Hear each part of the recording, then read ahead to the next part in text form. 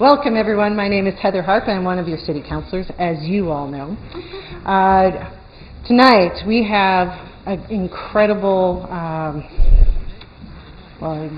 group of folks that are going to speak to you tonight. We're going to cover not one, not two, but three important areas in our community: transportation planning, long-range community planning, as well as the Missoula Redevelopment Agency. And tonight we have Aaron Wilson from our transportation manager. Wow!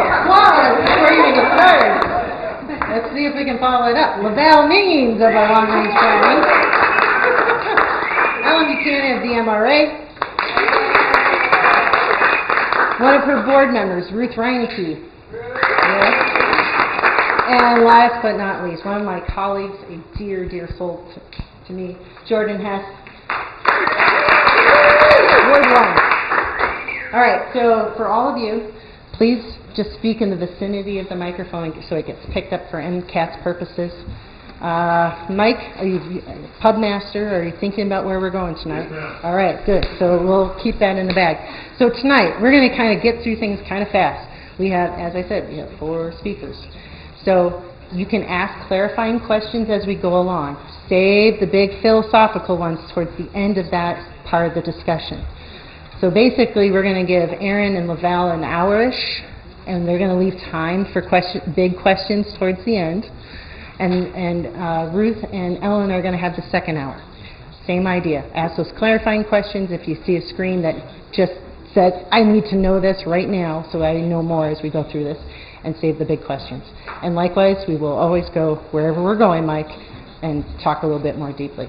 And with that, Lavelle, I'm going to let you kick things off. Oh, one last thing. I forgot to follow Lavelle's lead. I want to just highlight Casey Erickson in the back, one of our cadets from last year, and we've now named all graduated cadet officers. So welcome, Officer Erickson. She's out of our stand, so make sure you have some. Go Spark Rule. That's right. Okay. Well, thank you. I'm Lavelle Means, and I'm the planning manager for development services. And I was asked to come and talk just briefly about what is development services, and then move into talking about creating a vision and making it happen. So I'm going to start with broader concepts and then bring us right down into a project review, and hopefully along the way I'll be able to talk about what it means to you and how you can engage in those processes. So initially, development services. We are an organization in the city that consists of 6 different departments, and we're really charged with looking at community planning, long-range planning. So we look at sort of the bigger picture for guiding growth and change inside the city and around the city.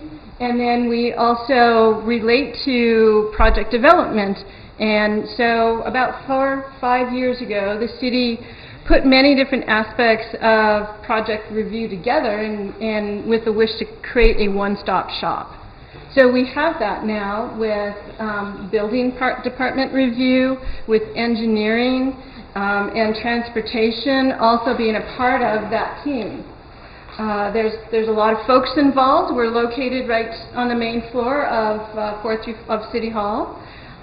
We have front desk hours. If you have questions, you can come on in, and there's somebody that is going to be able to help you. And the beauty of it being one-stop shop is we can pull somebody in from engineering if there's a question about the street systems and projects that are going on there. We can pull somebody in from building if there's a follow-through on some kind of activity that you're seeing. There's code enforcement. We can pull somebody in to talk to you about that. So it's been working really well, and it too is that thing that works from looking at the big picture and focusing down into project review. But what I want to kind of bring us around to is really thinking about that aspect of what my section works on, which is a lot about long-range planning, and that vision for the city, how we guide that, how we work with ideas of growth is happening and what does that mean to us, and how we take that down to making things happen in different actionable ways. The poster that you have up here is something that actually Transportation did for a process that they had just a few weeks ago, and it's intended to help show for people kind of a pipeline of the way that a project goes through a process. And I think it's pretty relevant to how we think of planning too. We start with the big picture and the planning concepts. We are looking at the values and the vision and the goals and the things that we know about our city.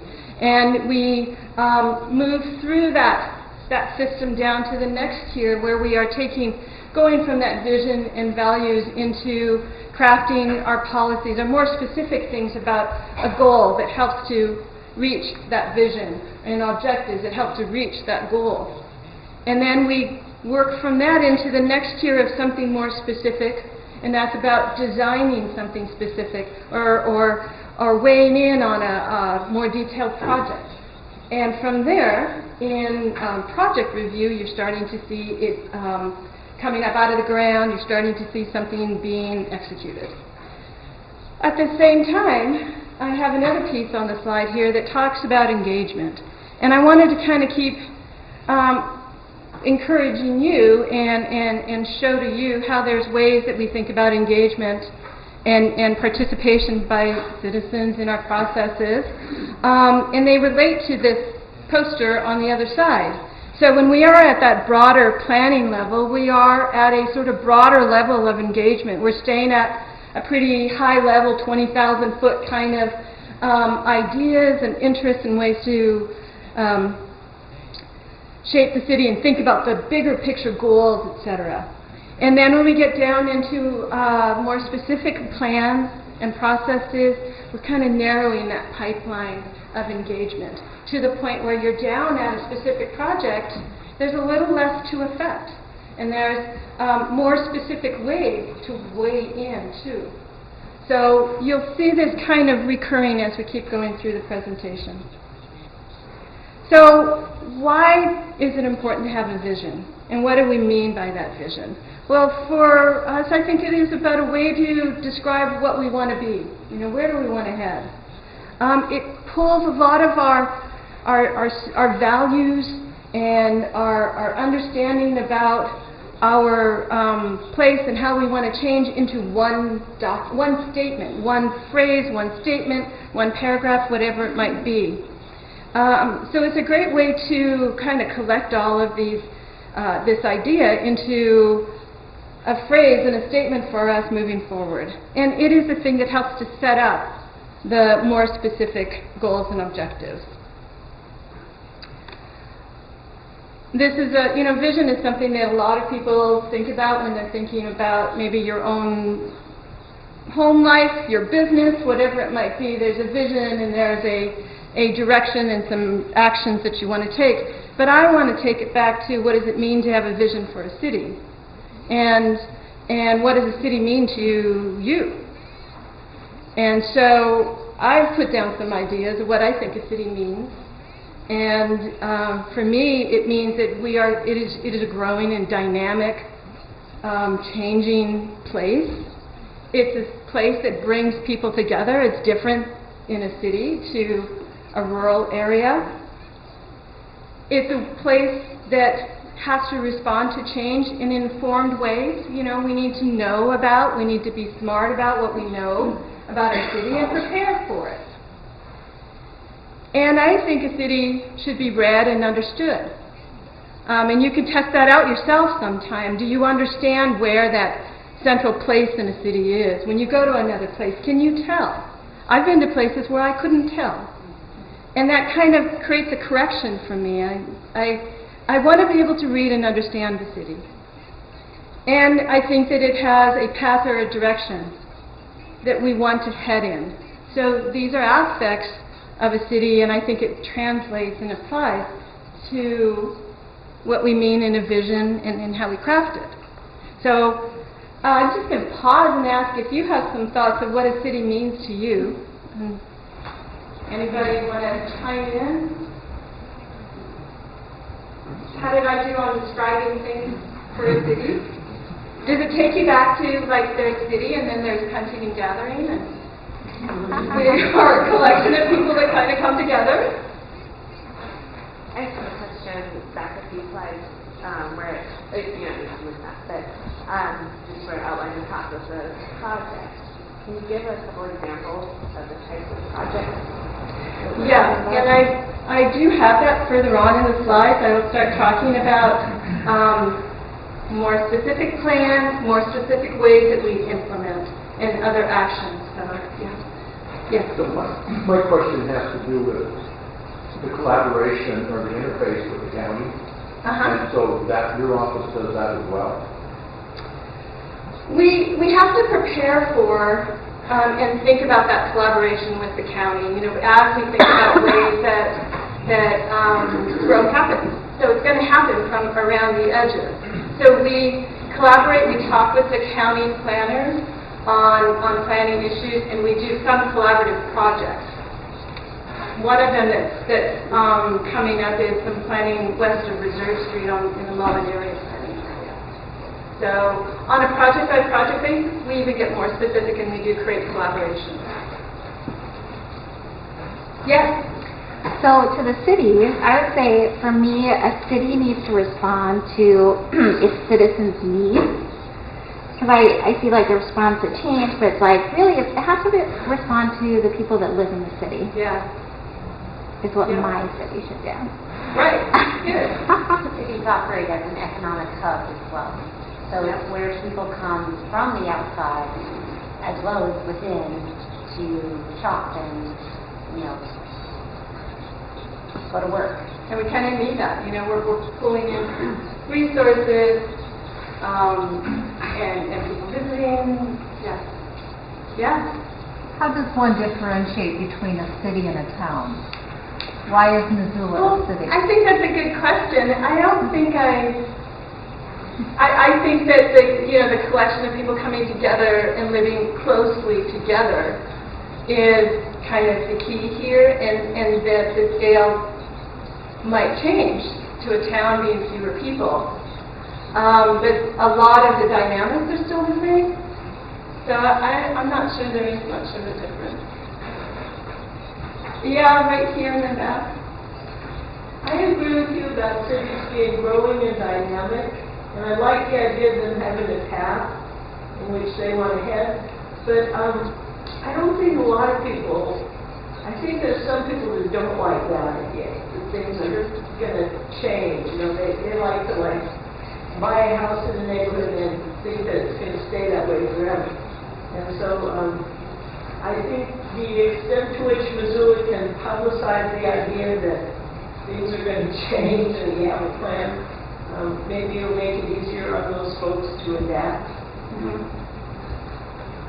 Back there, there's a couple of folks. I'm really intrigued by your fourth bullet about reading and understanding, partially because I don't understand what you mean by that. I feel like it's implying sort of an ethical quality to cities, but what do you think when you say to read a city? To understand where the core is, where the downtown is, where there's the spire, where the courthouse is, where the gathering place is. Mapping, Yeah, it's more of a kind of a physical thing, I think, in that aspect. But if you went to a new place and you were trying to get your, navigate and find out where do people gather, you might want to try to find out where is the core, where's the downtown. And in some cities, it's been lost. Yeah, I think there is kind of an element of the soul of the city, and that's something that I love about Missoula, because I think that soul. We're so lucky that way. Close to the surface. Yeah. Yeah, I think a piece that's missing here is that I think a city has to have an economic and employment component to it in order for people to be able to live in a city. If they can't find employment there, economics and employment are an integral part of being able to to stay in a city. So I think you would need to, in my opinion, include that as a core component in this discussion. Awesome. Okay, well, I'm going to move on into the more specifics and start talking a little bit more about the components of thinking about a vision. The vision is something that we often start our planning processes with. We reach out in community meetings and we ask people to describe, what do they value about this place? What are some key identities about this place? And often they go to these aspects of, what's foundational, what is important in our setting, what is important to our history. And I think that's a key component in thinking about that vision, is describing where we're coming from. But I think at the same time, we're also describing and thinking about where do we want to head. So then we're starting to think about and look at what do we know about our city? What do we need to prepare for? How do we do that? And we help to provide some information about our city and knowing about changes that are happening. It might be about the people in the city. It might be our demographics. Lots of things we need to be thinking about. And we also don't get a do-over. This is a continuum. So this isn't a clean slate. How do we work with what we know and continue to create and build a continuum? And then how do we function and think about our vision while being resilient and being prepared for unexpected things sometimes. And another aspect of that vision is considering about how we connect people to people and people to places, and representing that voice and that need, as you were talking about. Thinking about our creative partnerships, and that's why we're here with everybody, is to talk about those partnerships. And what kind of places do we need? Where are the gaps? How do we provide those services? So those are all things that get represented when we come together and we start writing our vision. And for the growth policy, so this is one of the other aspects I'm here to talk to you about, that's our broadest community policy document for the city. We went through developing and updating a growth policy about 4 years ago, and we had a pretty engaging process. We asked citizens to participate in developing a vision for it, and we asked citizens to participate in developing the more detailed goals and objectives for it. And a vision statement was written. It's a pretty lengthy one, but it gives you an idea of what the community thinks they'd like to see, where we should be 20 years from now, or 15 years from now. So just kind of shifting gears, once we've got a sense of that direction from the broadest of visions, we start to think about what are the policy statements, what are the aspects that are going to guide us that way, and how do we get there? So that's what a growth policy does for us. This is something we're required to do by state law if we have zoning in our city, which we do. And it helps to guide how the city looks at identifying, needs around public facilities and public spaces. It's a lot about how we guide and create the rules for physical development in our community, but there's also a piece of it that has to do with community development and community spaces. It's a 20-year vision, and it covers all aspects of being in the community. That's a place where we stay broad. We have to cover many different things, including what do we know about our city. That's the existing characteristics. We develop our goals and objectives based on that vision statement. And then we start to craft some more specific actions. How can we get there? How do we do this? And we also are required to include some mapping around it, and that's what we refer to as land use. We cover growth. The growth policy covers this policy direction in several different aspects of our community. So if you ever go online and you look at that document, you'll see it in 6 different categories. And they cover all aspects of living here, I think. Our economy, our health, our housing, our environment, and our livability. So I mentioned there's a land use map. This is an overarching map. It isn't just for the city, though. It has to include some aspect of the area around it for if and ever there's interest in annexing into the city, we're prepared. And it has this color coding that gives us a sense of where would we like to see development new development especially occurring. It takes into consideration our existing zoning and other things. These are different colors that represent different things, like open spaces, green, purple is the industrial types of things, and yellows are residential. And so there's more specifics than that, but you can see there's actually kind of a concentration right around our core. It's that way of reading the city again and really sort of understanding that's where the most, that's called our urban core in our land use designation. So out of all those actions from developing the growth policy, we prioritized some of them. We categorized them into different themes. And just last year we looked at how are we doing on all of that. And out of the 51 prioritized actions, we've made a lot of headway on a lot of different actions. And there's only a couple that we really haven't touched yet. And when I say we, I do mean the community.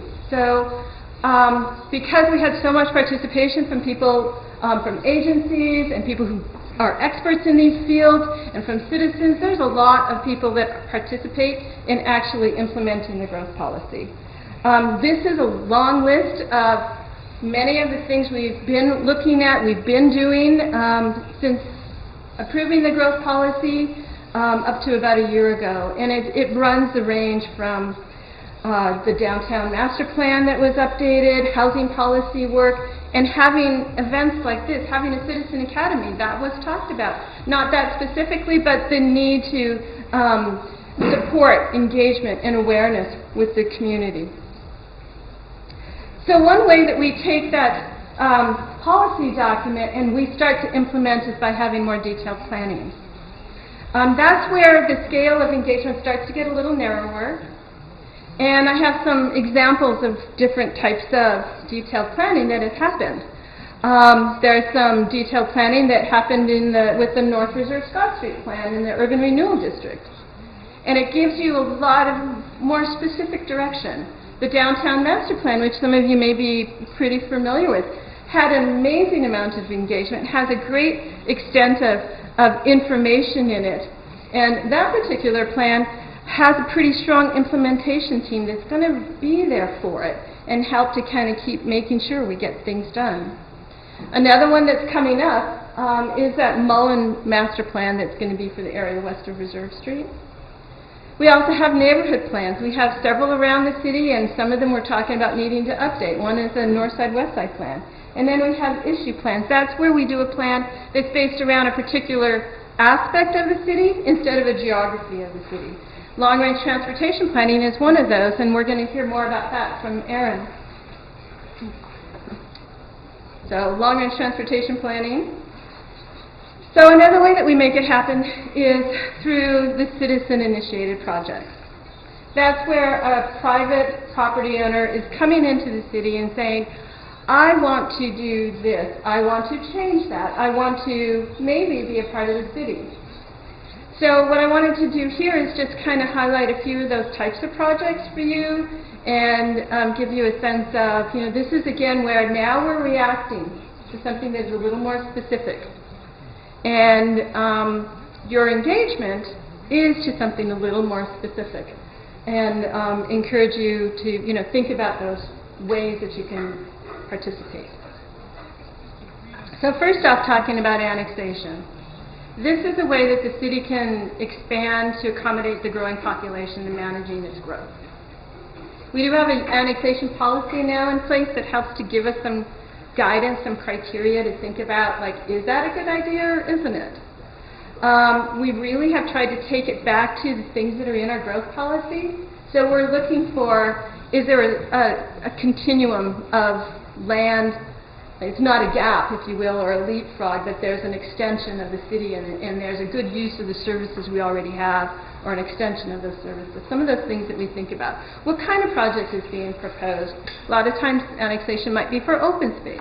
It might also be for a development, and then we're starting to look at, are there services there? How much is it going to cost us to extend services if they're needed? What are the pros and the cons of all of that kind of thing? So in an annexation, that's an example that came up just a couple years ago. This is one that is west of Reserve Street on Tina Avenue. This is an example of a place where That was still in the county. That blue spot up there was wholly surrounded by the city, and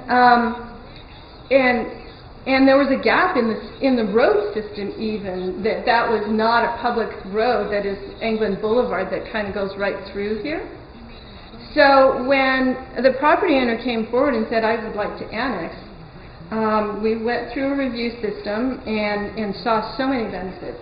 You know, fills a gap. It extends the street system and brings it into public right-of-way, so you don't have this sort of choppy system of public street, private, or not city street, and then public again. So this is a look at it again. You can see it actually had a chunk of England Boulevard as a part of it. So in this type of process, it was reviewed by staff, and then they prepare the proposal for the council to consider. If it is a straightforward annexation that doesn't require a rezoning to something up or down from the likely zoning that it was going to be, then the notice is pretty straightforward also. Your way in is really mostly as it comes to City Council for a public hearing. Most of the annexations are a combination with other things like a subdivision or a rezoning, and when they are, then the notice and engagement from the community is a little broader and bigger. So for rezoning, this is where somebody is asking to change their base zone that they already have to a different zone. That's allowed by state law, that's allowed by us. We do have a few review criteria to consider when they're doing that, though. And one of the main things is that if somebody's proposing to change their zoning, then they're going to do it through, it needs to be consistent with the growth policy. The map that I was showing you, as well as elements inside of it, the language in it. Often we look at this, these are some opportunities to see small areas of infill that could happen inside our city and make more use of the services we already have. So an example of this is one that was just reviewed by council, and it's on Toole Avenue. So this is more towards the west side of the city, downtown west, Toole Avenue, across from the little McCormick Park right here, and they were 3 existing parcels that were being asked to rezone. And they look at a lot of different things when they do that. The existing zoning was RT 2.7, it was a lower density, and they were proposing to rezone to actually a business district that permitted higher density and a slightly higher height. It was consistent with the things we said in the growth policy, so that was like a really big part of it. The citizen notice for that kind of project would have been notice that was sent out to the neighborhood council in the area, postings around the property, so people walking by can see what's going on also. And then a mailing goes to property owners about 150 feet around, all properties around that parcel. And then there's an opportunity to encourage comments that come into both the planning board as a public hearing and then the city council. Clarification on the letters that you're sending out, they don't just go to property owners, but residents even. Right. That's why I was saying, I said property owner originally, and then it's like to property and residents for that type of project. And then we have a set of criteria that we're evaluating that report for, that project for, and so that gets sent out to people, so you all know too. What are those criteria? And it's really helpful if you're making comments that you're thinking about those types of criteria. And you can find that in the regulations, up online in the zoning department section under review procedures. So it was supported. It is one of those projects that you're looking at and you're saying that is close to services, it's close to schools, it's close to groceries. There's some change that comes with it though, and that's a hard part. But it also has so many of these other things. It's close to our core, etc. So it was, I think, just approved last night. Subdivision, that's another activity. This is one where we really are looking at how new lots are developed. Don't see as many of them inside the city, but it's something you might see around the edges. There's still places where we get it in the city, but it is divided. There's the state law sets a lot of rules for us. It's divided into a couple categories. If there's smaller subdivisions, that's called a minor. It's a little less process. And when it's a major subdivision, there's more process. It has to still meet our zoning. It has to meet many other rules. There's lots of things that have to do about evaluation. How do we evaluate this new creation of lots? Based on, we're thinking about the environment, we're thinking about the stormwater, we're thinking about access, a lot of different things. So I wanted to show you one project there, that's the Cowboy Flats. This was one that was proposed from the south side, not too far from Door Lane and Brooks Avenue. And it was about 32 lots on just shy of 5 acres. And it already had zoning. This project was complying with the zoning, so there was no other part to it in that regard. I think they could get parkland associated with it or work with the Parks Department to get some cash in lieu of parks. So creating new lots inside the city, that involved some engagement to the community. There's a need to actually hold a neighborhood meeting in this case, along with those other notice requirements.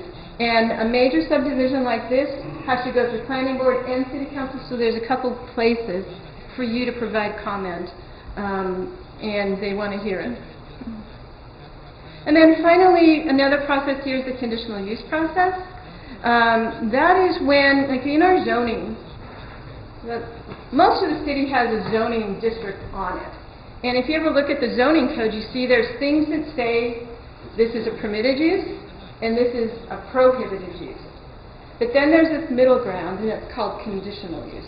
So sometimes we might allow a conditional use depending on whether it's meeting certain, again, criteria, but it has to go to council, and then they make the final decision. And they may impose some additional conditions on it.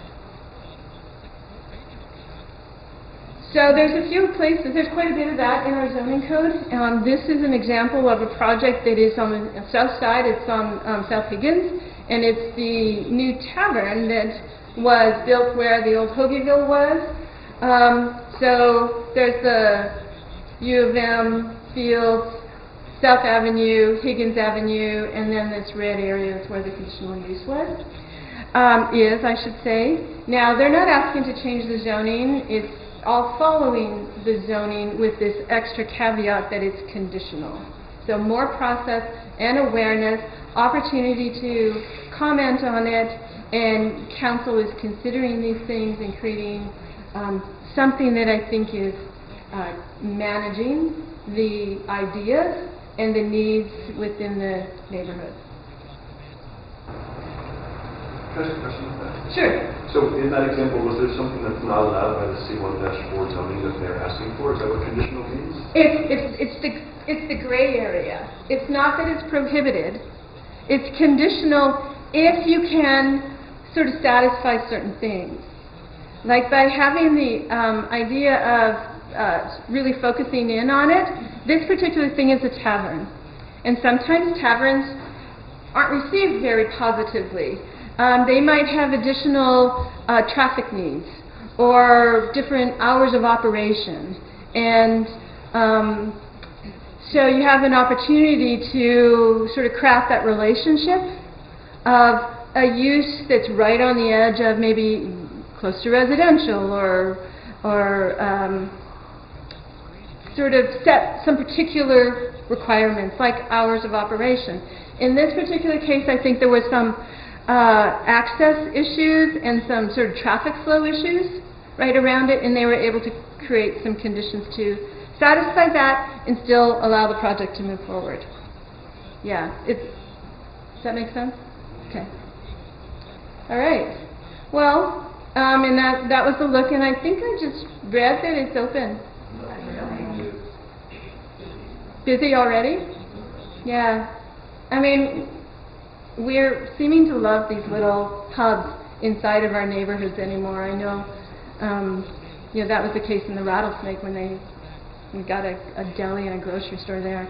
Okay, so generally that brings us back to projects that get done, projects that are on the ground, and program participation. At that point, the engagement is a lot more limited. So just to kind of summarize, I think when I think of ways to encourage engagement, and what we can do to be part of that process too, is I think of it in three ways. One is for you all to be as informed as you can be. And that means, asking us to come and talk with you in your forums and take on the big pictures, the more specific pictures, whatever it is, but being informed, knowing about the issues, knowing about the background. Another one is to be involved, and that is attending things, that is doing surveys, that is volunteering on boards. And then finally to empower.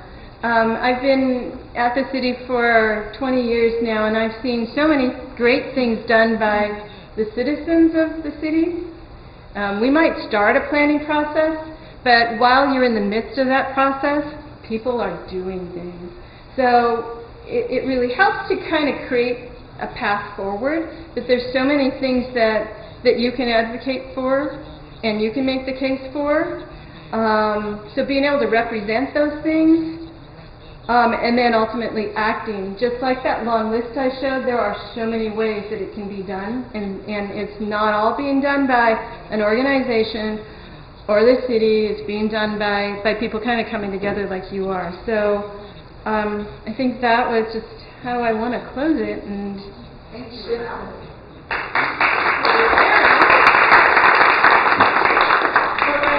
Back up to the last slide. I was reading that last line. Okay, frame points within the criteria. Oh, yeah. So that takes us back to those specific projects. When you are commenting, if you can direct your comments to things that are related to the criteria, that's very helpful. That's what that means. Great. All right. Thank you. Aaron, you're up. All right, well, I think we've got maybe 15 or 20 minutes, so I'll try to get through. I may skip through some of these slides just to keep to the key points and allow all of you to ask questions, because that's probably more important or equally important to what I have to say. Again, I'm Aaron Wilson. I manage the city's transportation planning division. Within development services, there are a number of programs within my division that focus on transportation. We have the planning side, which is primarily what I'll focus on today, because I think it's the most relevant to what you're looking at and most interesting, and that's the Metropolitan Planning Organization, does all of those planning functions. But we also have Missoula in Motion, which is our transportation demand management program, so that's encouragement and education, and they're out trying to help people who are interested in utilizing a more multimodal approach to transportation, or trying to find out what those options are, and they're out there trying to promote that and encourage safety and better behaviors. And then we have our bicycle and pedestrian program, which I believe is one of the oldest bike ped programs in the country. It was started in the 70s or early 80s. So really innovative. Missoula's been at the forefront of these things, and I think it really shows out in our community.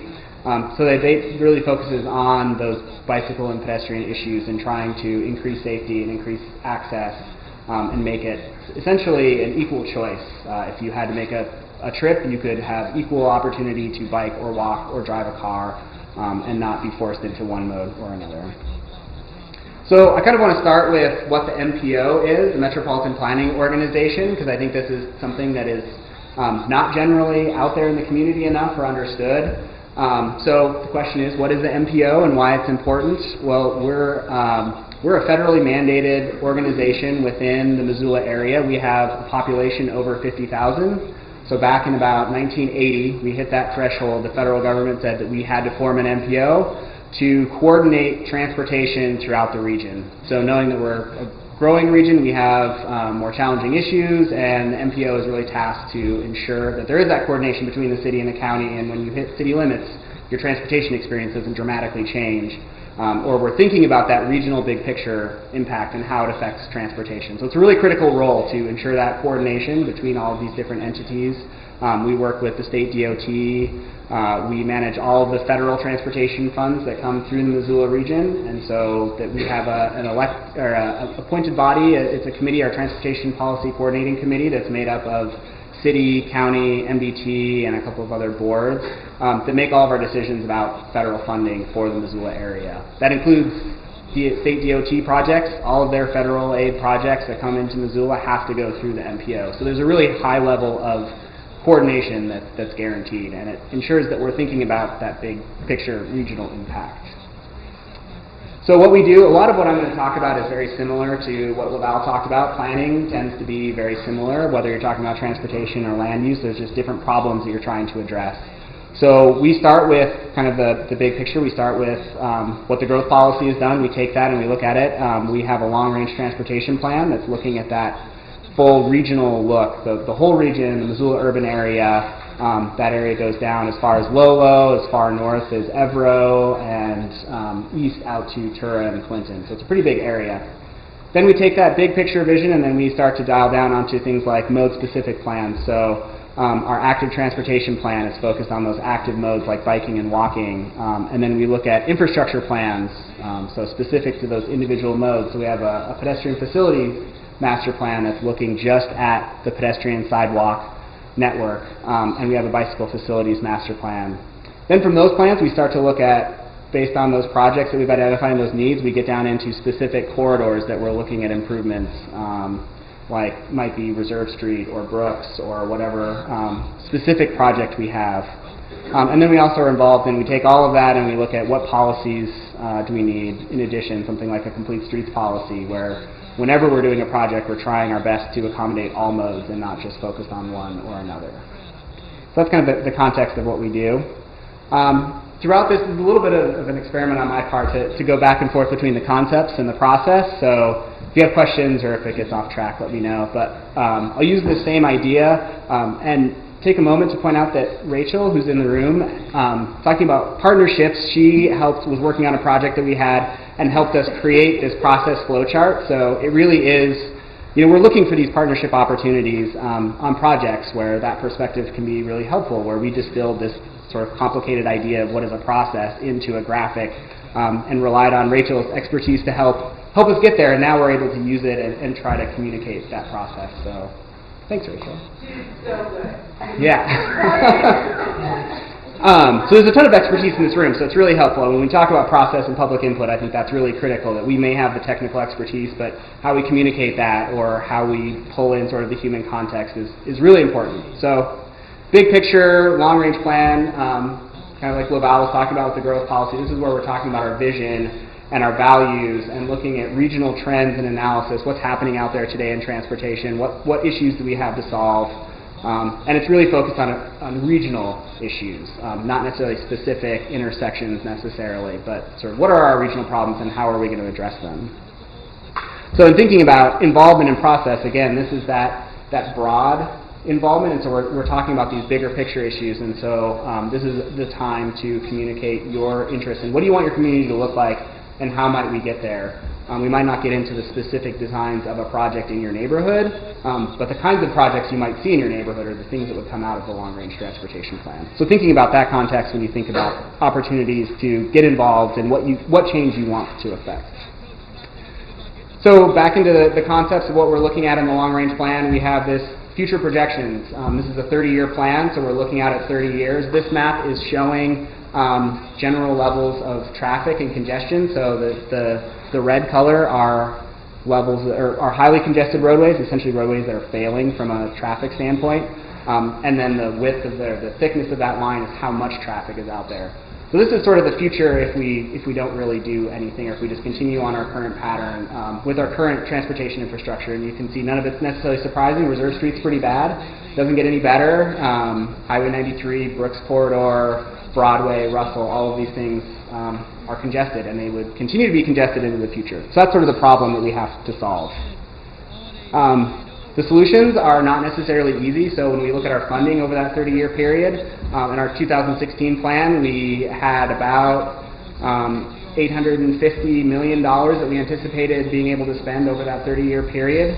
About $760 million of that was committed to projects already there or sources that we didn't have any control over, so going to things like maintenance. So our discretionary funding to fix those problems that I showed you on the previous map, we had about $97 million to work with over the next 30 years.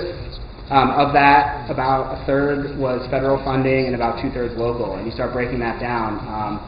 And the need we identified for total projects was more than $300 million. So we had about a quarter of what we needed over the next 30 years. So we have to make some really hard decisions about how we can improve our transportation system knowing that we have really limited resources. So that brings us to sort of a need for change that we've identified in transportation planning, and it comes from a number of places. One is that Missoula is seeing rapid development. We actually have fairly steady growth, and we've had fairly steady growth, but Missoula's growing, and we're seeing rapid growth in some areas of Missoula. We also have infrastructure limitations. So streets like Reserve Street are very limited in what they can carry in terms of vehicular traffic. We also have sensitivity to, that balance of taxes versus services. How much money do we want to raise to pay for the things that we want? And what's the most efficient way to do that so that we're being responsible to the taxpayers and not spending money in unnecessary ways? And then thinking about impacts of transportation on housing. Transportation is the second highest household cost.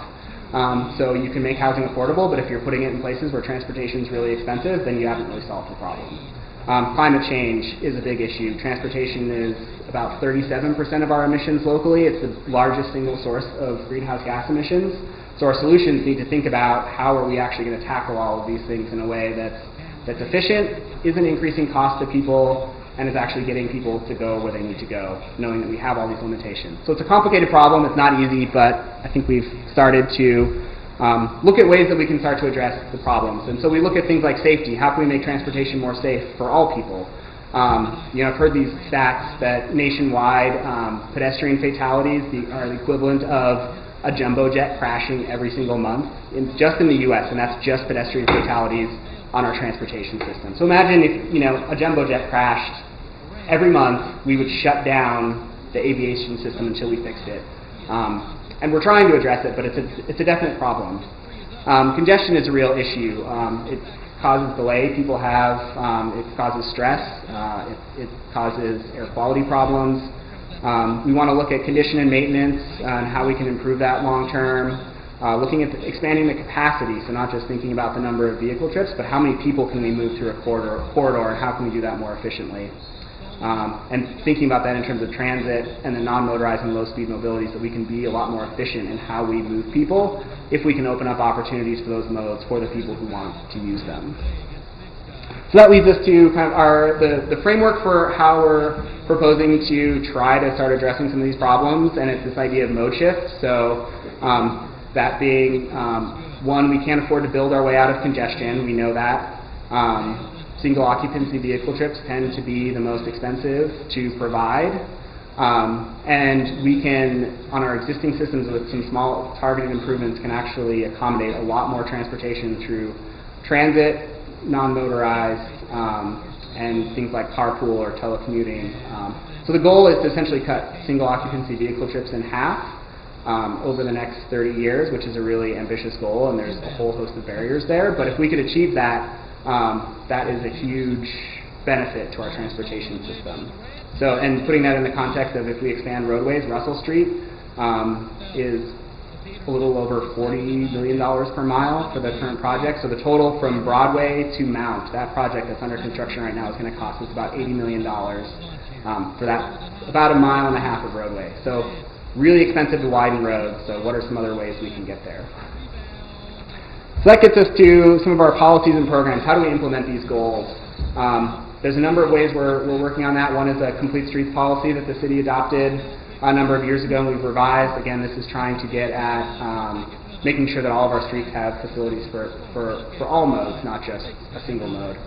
We do that through the capital improvement program. So if you're interested in how we're trying to implement, we're working on ways to make sure that the way that we're investing funds to the CIPs and the transportation improvement program is our federal funding document, and then getting road design standards and criteria that actually help facilitate all of those modes safely. So then we get into the project design. I'll go through these pretty quickly because I think we're running low on time. But essentially, this is the stage where we've identified a project, we've funded it, and now we're getting into what is the design of that project. So Russell Street is a good example. Once that was funded, we went through a process to identify what kind of facilities do we need to do, what does that look like, how are we going to deal with intersections. It's that more localized approach. And the input process is more into like, what do we want this road to look like, and how do we want to use it, how does it affect our neighborhood, and how can we create designs that provide access for whatever mode you might be interested in, or ways that you might be using that facility. Yes. I just want to tell you that I live near Russell, and I love that. I think the plan has been working well, and then traffic is going through there beautifully. I never have any problems. I love the light on Langley, and I really love that underpass for the bikes heading out. Great. Welcome here. We're doing something. So another, an example of how we might implement this in a corridor study is looking at the Brooks corridor, where our plans, transit plan calls for higher frequency transit service along the Brooks corridor. There's a lot of opportunity there. So this map up here showing where we have higher density, essentially commercial and multifamily residences, and you can see there are these large blocks, particularly along Brooks and then downtown and then in the North Reserve area. So the idea is if you can connect these areas with high frequency transit service, not everyone is going to ride the bus, but if you can shift 10% of the trips onto that transit service on an existing road, you've just increased the capacity of Brook Street by 10% or more. So that can be a really efficient way to provide without having to do, turning Brooks into a 6-lane highway that runs through the core of the city. And you're connecting some of our highest density areas within the city. And so looking at that land use and transportation context is really important when we get down to these corridor level projects. Another example is an East Missoula Highway 200 corridor, just looking at, this kind of highlights the coordination where, going from Van Buren all the way out through East Missoula, it's crossing multiple jurisdictions, city and county, it's state highway, or old state highway, but state-owned right-of-way. So trying to bring all those different parties together, come up with a design that works for these different communities, and looking at what the context of that corridor might be as you go from the East Broadway through to East Missoula and then out to Bonner, that road might change as you go, and getting the context right for the people who live adjacent and use it is really important. So finally, we look at, when we're getting to infrastructure development, another great example of way we're trying to implement these plans of increasing connectivity, so you increase choice for people. This is the area west of Reserve Street, that Mullen, where we received a build grant to build this sort of H-shaped new collector system, which provides connectivity in an area that's seeing rapid growth between Mullen and Broadway, so you're not forcing everyone to go out into Mullen Road. You give more options to people. This will support some additional development, and we have the master plan going on at the same time. So looking at coordinating these transportation improvements with the land use development so we get it right, and so we give people options and opportunities to where they're traveling and how they're traveling. So are we providing the right level of development for future transit in this area? Are we providing the right roadways to make it easy for people to bike or walk? Are we providing the right kinds of services out here so that you can walk to the grocery store or to a job if you have that opportunity, or make other choices that don't demand that you drive through Mullen Reserve intersection, which we know is a really terrible experience. What is workforce housing? Housing in general? Workforce housing, it's a term that's kind of thrown out. It's intended to be, housing that's affordable for people generally in the workforce. So it's trying to address that affordable housing piece. So finally, we get to kind of execution stage of the process, and this is where, because Russell Street is under construction. Once you get to this stage, there's really very limited opportunities for input. Kind of as Laval mentioned, the design is already established. The funding is already there. We've already decided that we're going to do this project. So then we're down to what are the impacts on the neighborhood? How do we do detours? Russell Street's a good example of this, where we had construction with the Milwaukee, and that wasn't accessible until they got the underpass open. And so we were looking at alternative ways to route that traffic, putting in temporary flashing signs to get people across the street. How do you route traffic through there when you have those construction problems? It's a lot of thought that goes into that, and trying to minimize the impact on neighborhoods and commuters and other people. So there's still opportunities to participate in these projects when they get to this stage. It's just very narrow. So with that, back to big picture, we're focused on improving connectivity, giving people more options in how they get where they want to go. So whether that's driving or taking the bus or walking. We're looking at increasing mode options. So if you want to bike, you have a safe, accessible route for all ages and all abilities. And if we can create that, there are people out there who want to bike who aren't today. And every person you take off of a road who shifts from a driving trip to a biking trip, you're essentially increasing the capacity of those roadways. And these tend to be fairly cost-effective improvements, particularly when you connect neighborhood streets that are already really safe and accessible. You put in a targeted intersection improvement, you suddenly connected two neighborhoods with very little investment. And then finally, improving transit. So you have a core network of high frequency, higher expanded hours, nights and weekends. You make transit accessible to more people. People will use it if you do that. And that, again, you're using your existing roadways for that transit. You're not having to widen the street for $80 million or $100 million, and you're increasing the capacity to move more people more efficiently. So that's, in a very quick run through of how we're trying to address transportation and sort of the ways that we could participate. Again, thinking big picture, long range plan. This is a vision for the community. Looking at policies, how we're actually implementing that. Again, getting a little bit more specific. Project design is how it's actually being used and designed. And then construction, it's getting done. So that's what I have. Yeah. The first thing I would say is this section, this 1 hour, boy, you guys did it right on. It's really much time for questions. Thanks for having me. It's so important to all of us that development services and transportation should be in the future one evening, not just 1 hour. Because I guess we all have. And my question is, I believe I heard you say that there would be a program or for multiple use trips, multiple use car trips. Did you mention that? Or am I? Anyway, it went really fast. I was just wondering how you encourage or motivate people to make to do multiple use car trips. Yeah, like for training or and also transit use. What kind of ideas do you have?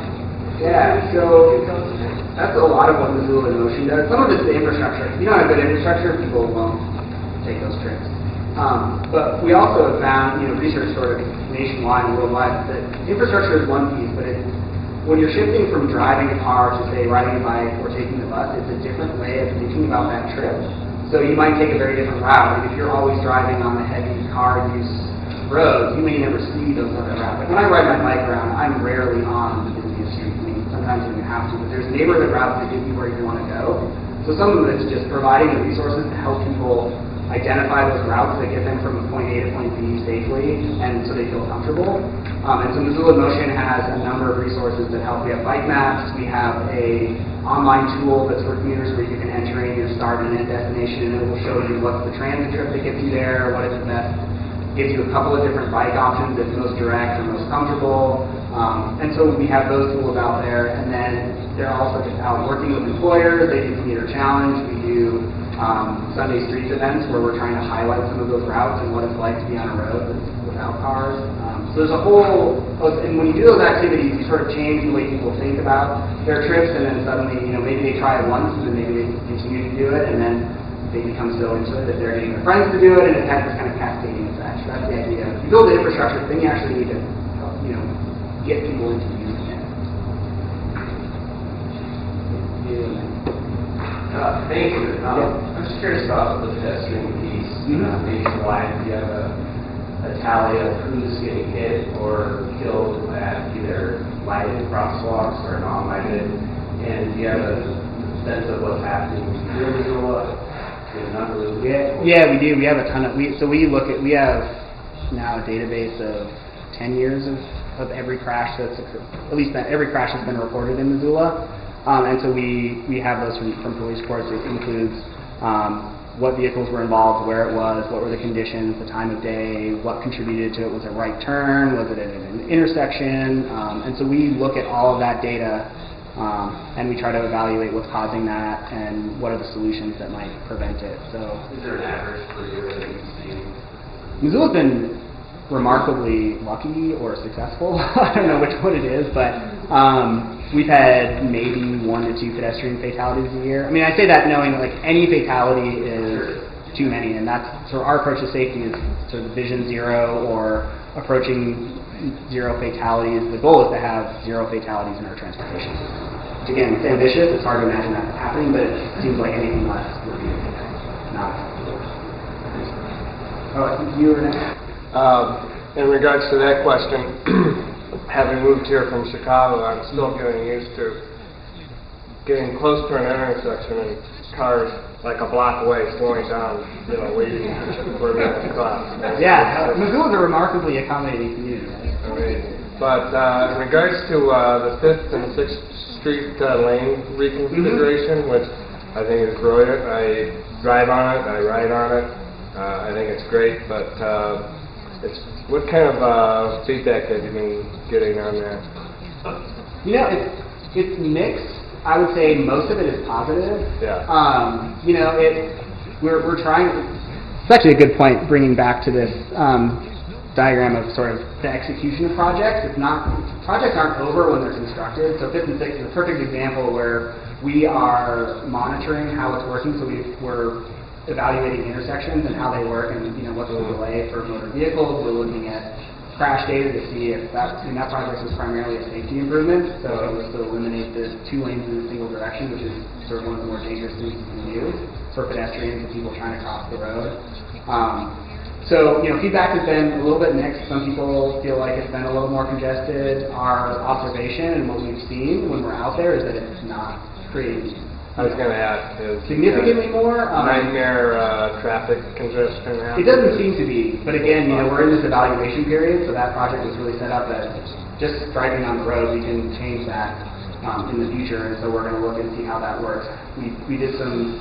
It's getting restriped again once it's resurfaced this summer, and so we've already made some changes to that a little bit to accommodate neighbors providing feedback on parking lane widths and driveways and things like that. So we're making some changes to fix those. So I should say, project is never really done. We're always evaluating how they're working and then thinking about what's the next step to make it happen. There's one more. Quick question.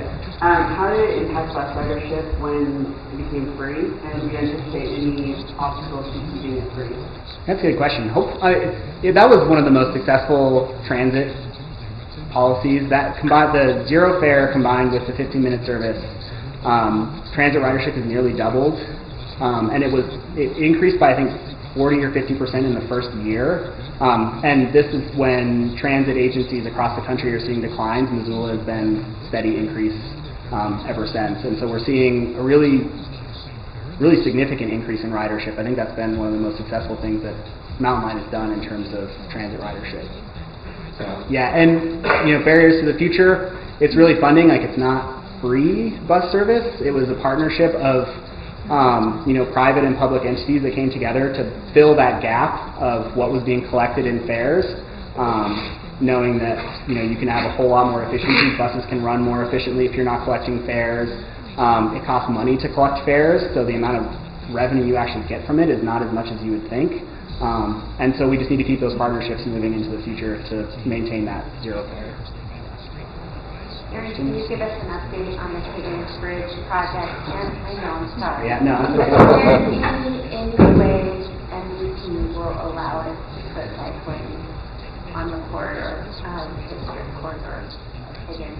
It's a good question. It was part of the downtown master plan. I think at some point we're going to have to work on that and figure out what happens in the hip strip in particular. Because once you get that bridge in, you're going to have some of the best facilities in the city, and then a big gap. And so, I think something has to happen. I don't know if we know what that is or when, but. I mean, we have to pummel them.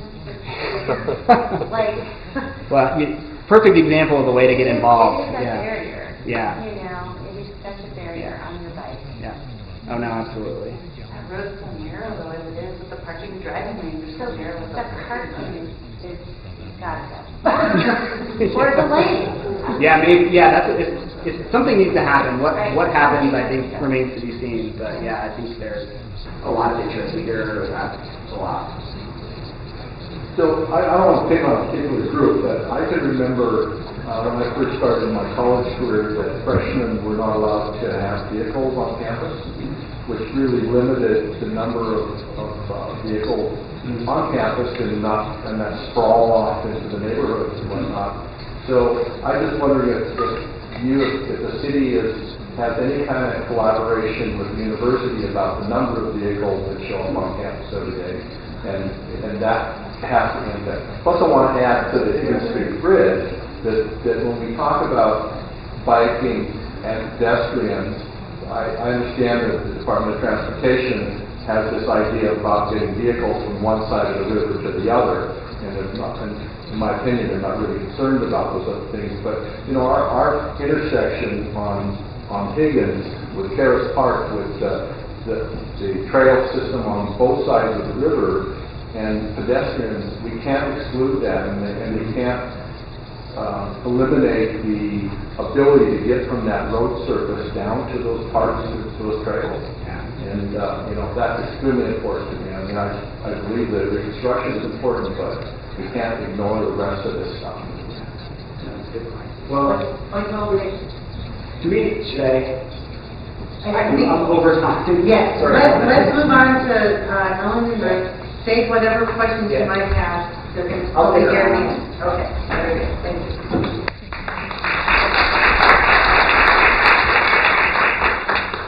There's a lot of misunderstanding about how we use TIF dollars in Missoula, and this is just kind of a really quick stream of consciousness list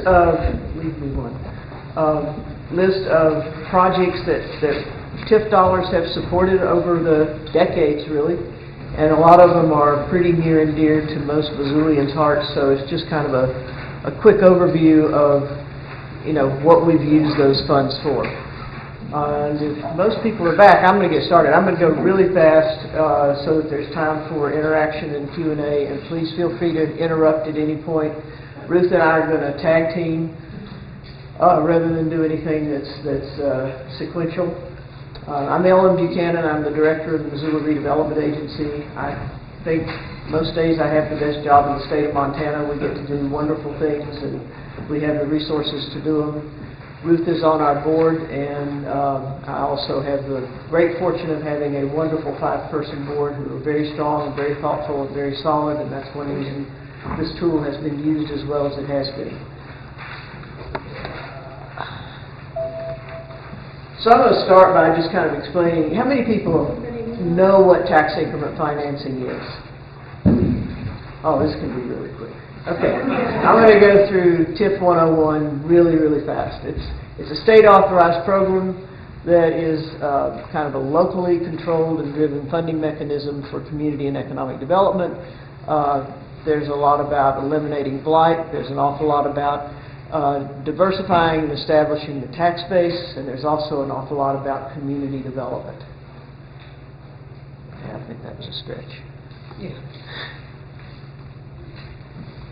The way TIF works, and this is an illustration that's used all over the state, and it's a real simple graphic explanation of how the tool works.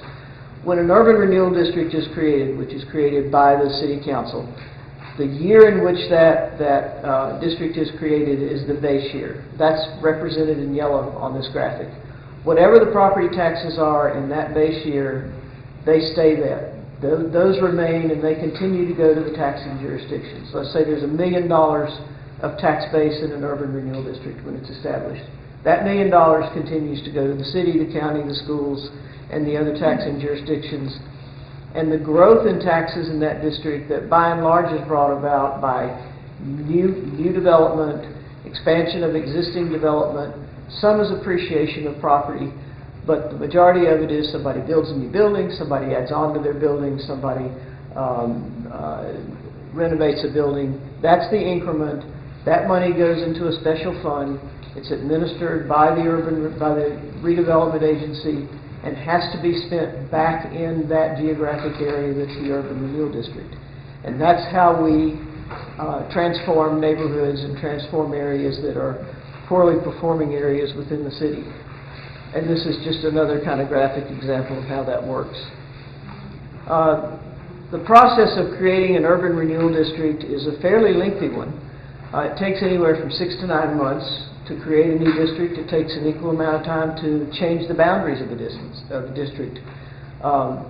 You have to make a finding of blight as defined in state statute. It doesn't mean all the buildings are falling down or that there are rats running around in the streets, which is what a lot of people think of when they think of blight. It can be as simple as you have inadequate infrastructure. You have incompatible land uses. You have areas that generally aren't performing well enough to even pay for the services that the city is providing to those areas in terms of generating revenue to pay for those services. The city council approved, our agency will make the finding of blight, bring it to the council. They say, yes, you found blight. They authorize the creation of an urban renewal plan. We have to create a plan, this is required by state law, that kind of identifies how we want to go about redeveloping that urban renewal district. All the property owners within the proposed district are notified by certified mail. Planning board has to find that the urban renewal plan is in conformance with the growth policy, which you heard Laval talk about a few minutes ago. And then the city council acts on approval of the urban renewal plan at a public hearing. So there are a number of public processes that go on in the creation of an urban renewal district. Our board meetings are public. It goes in front of our board before and or after it goes to city council. It's in city council at least 3 times. That is saying, yes, you have blight. They'll make a plan. Yes, we approve the plan. There are advertised public hearings, and then, of course, planning board is a public hearing. I'm going to let Ruth talk a little bit about the organization and how the board interfaces with the projects and the staff. It's a 5-member board, as I mentioned a few minutes ago, appointed by the mayor and approved by city council, 4-year terms. A great deal of stability on the redevelopment agency board, and there has to be, because a lot of the things that we deal with and the board deals with are extremely complicated, especially as the city grows and we get into more complex redevelopment projects in the various districts, and we'll look at some of those in a few minutes. But I'd like for Ruth to talk a little bit about how the board deliberates and seriousness of making the decisions that we make about how to spend these limited funds. Thank you. I wanted to talk about the criteria that the board and the staff have developed over the years that we use to make the decisions to achieve those 2 goals of economic development and elimination of blight. One of the first things we look at is the economic stimulus that is provided by that project, and we look for a 1 to 10 public to private investment. That's just a guideline. We may decide or deviate from that if there's a compelling public interest to deviate from that 1 to 10 guideline. We look at the tax generation, of course, the property taxes, and we generally promote a 10-year repayment for non-bonded private projects. And we're aware that parks, sidewalks, trails don't generate new property taxes, but they have a great impact on the neighborhoods, and they attract private projects. So an example would be like there were some townhomes that were built along the Bitterroot Branch Trail, which is in Urban Renewal District 3. That didn't request any MRA assistance, but it did generate new taxes because we invested in that trail. Developers were attracted by the general appearance of the neighborhood and elimination of blight in that neighborhood. We're also aware that investment in some of these developments done by nonprofit organizations will not generate new property taxes, but they also have a great impact on the well-being of the whole community and not just the neighborhood. An example would be that we helped Homeward build their multifamily housing in the old Sawmill District and some single-family small homes on Montana Street. We helped North Missoula Community Development Corporation with the Lee Gordon Place townhomes on East Front Street. All of those helping to create low-income housing that our community so desperately needs. Another example would be Garden City Harvest, which was the applicant for our assistance to put in a water main on River Road that not just brought city water to Garden City Harvest, but also to a whole neighborhood that was being serviced by private wells. Now, we do also help for-profit tax-generating projects that help provide housing for people that is affordable, that people can afford. Rome Student Housing is one example, and also Scott Street Village. Whether it's tax generating or not, MRA reimburses the developer for the expenditures that are made for public improvements. Tax increment doesn't pay for example, those tub shower combos at the Merck. We also don't pay for the pizza ovens that go into Bridge Pizza on 93, or the solar panels on Solar Plexus on Stevens, or any of the boats and inventory of Blackfoot River Outfitters. But we've helped all of those businesses. The tax increment pays for the curb, sidewalk, access improvements, lighting and landscape in the public right-of-way, not the private part of the landscaping, but if it's in the public right-of-way, we can help with things like that, as well as connecting to public infrastructure like sewer and water, things like that. We do look at employment generation. This is not a strict requirement that the projects that we approve create new jobs, but we know, for example, that residential development is going to create some short-term construction jobs, but not long-term jobs. It's just one of the considerations that we use, one of the criteria that we look at when we're approving projects. In terms of elimination of blight, as Ellen mentioned, it's not just appearance, it's also function. There are actually 15 definitions of blight in state law that are related to urban renewal districts, and most of those are related to function and not appearance. They include concerns for sanitation, street layout, open spaces, safety, things that constitute an economic or social liability or that impair the sound growth of the city. We look at the impact of that project that we might be approving. Is there a positive impact of redevelopment to alleviating broader social problems like vandalism and drug use, as well as we consider deconstruction or reuse instead of just demolition that goes to the landfill. We look at the pedestrian experience, both lighting and landscaping. We look for special and unique opportunities. Does this project help us meet the recommendations in the urban renewal plan, in the growth policy, in the housing policy, the zero waste initiative, the design guidelines, and other policies that have been approved by City Council? And we look at the financial aspects of the project and the project feasibility, the developer ability to perform, the timely completion of the project, and those are sort of our reality checks to try to minimize risks.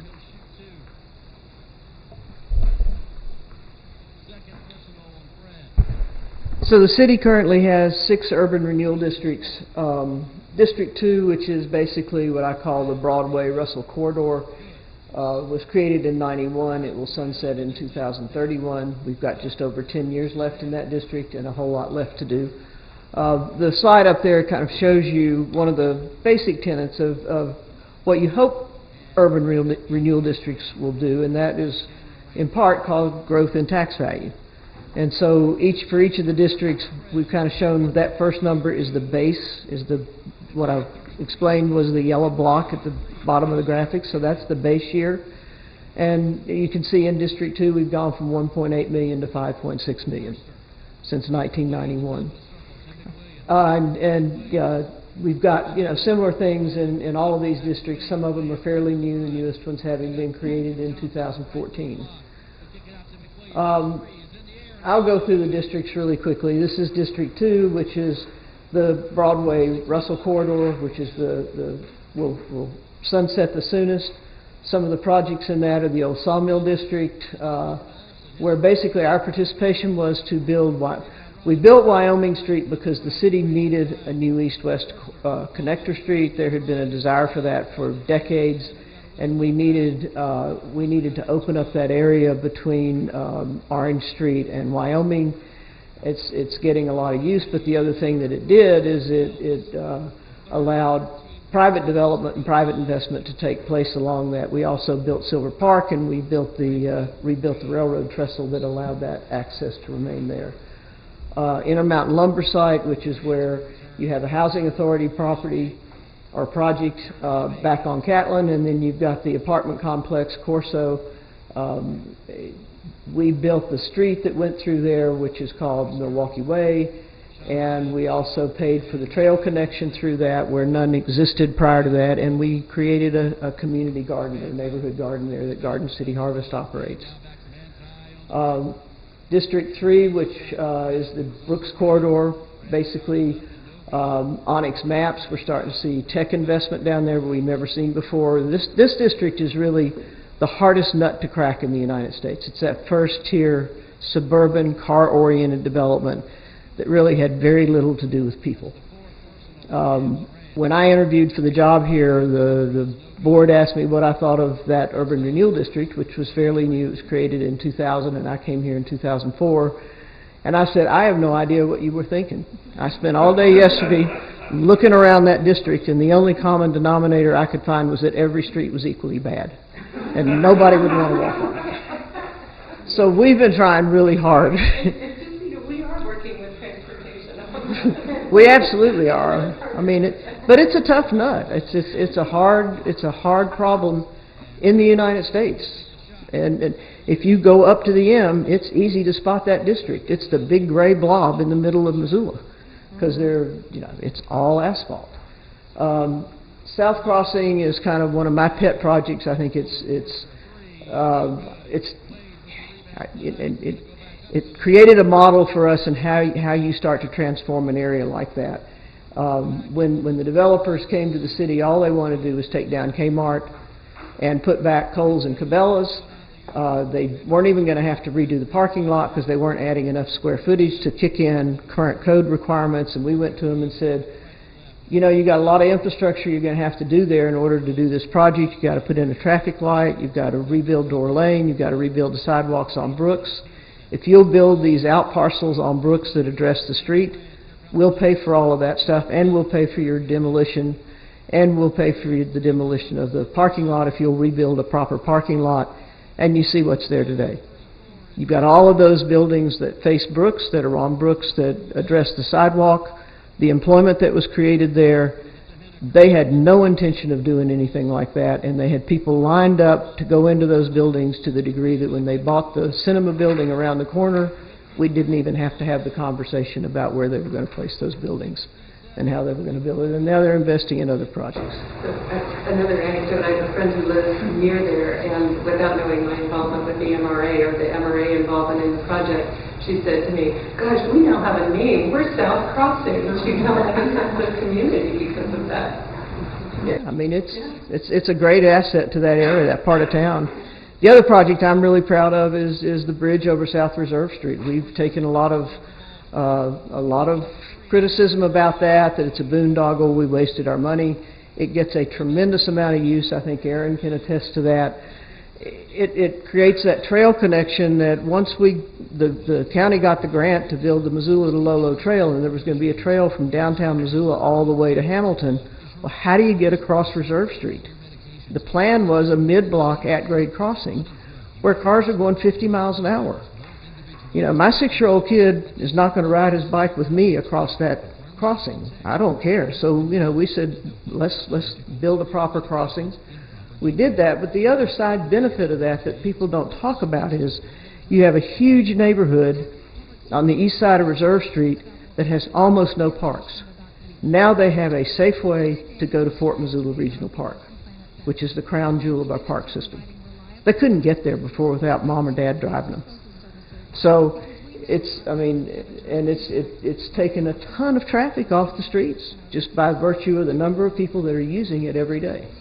Yeah, there are a lot of people talk crap about that. You know what I mean? And I don't quite understand why they're so frustrated because, I look at it like you, whatever, I sit on it, I do benefit. But yeah, there's a lot of people angry or whatever. I don't know if maybe they don't like the way that it looks.